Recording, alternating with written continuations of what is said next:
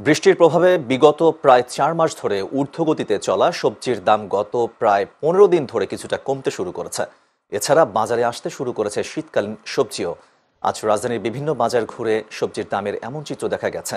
ক্রেতারা বলছেন, বাজারে শীতকালীন সবজির সরবরাহ বাড়ায় এখন দামে ততটা অস্বস্তি নেই। শিম, ফুলকপি ও বাঁধাকপি সহ বিভিন্ন সবজির সরবরাহ বেড়ে যাওয়ায় নিম্নমুখী হয়েছে দাম। এতে ক্রেতাদের মনে স্বস্তি ফিরেছে। এদিকে দাম কমার প্রভাব পড়েছে ডিমের বাজারেও। ডিমের দাম ডজন প্রতি ১০ টাকা কমে ১২৫ থেকে ১৩০ টাকায় বিক্রি হচ্ছে। এছাড়া অপরিবর্তিত রয়েছে মাছ মাংসের দাম। ১০-২০ টাকা কমছে আপনার। পটল হলো ৫০ টাকা কেজি, চিচিঙ্গা আছে ৫০, বরবটি ৬০ টাকা কেজি, লতি আছে ৪০ টাকা, ফুলকপি আছে ৪০ টাকা ৫০ টাকা, পাতাকপি আছে ৪০ টাকা।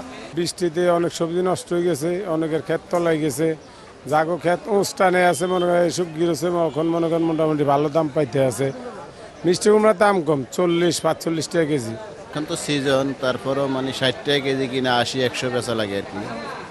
কাঁচামরিচ কেজি কিনে এসে ৭০ টাকা, বেশি ১০০ টাকা। ৫৪০ টাকা পাল্লা, অথচ এক মাসে আগেও কিনছি আমি ৩২০ টাকা করে। এই এক মাসে ২০০ টাকা বেড়ে গেল। হ্যাঁ, ওদের বললাম যে কী ব্যাপার, বললো নাই, স্টক কমে গেছে, নতুনটা না আসা পর্যন্ত আর দাম কমবে না। ৩-৪ দিন আগে পেঁয়াজের দাম ছিল ৭০-৭২ টাকা, এখন পেঁয়াজের কেজি ১১০-১২, ভালো মানের পেঁয়াজ নিতে গেলে এখন ১২০ টাকা হয়ে গেছে।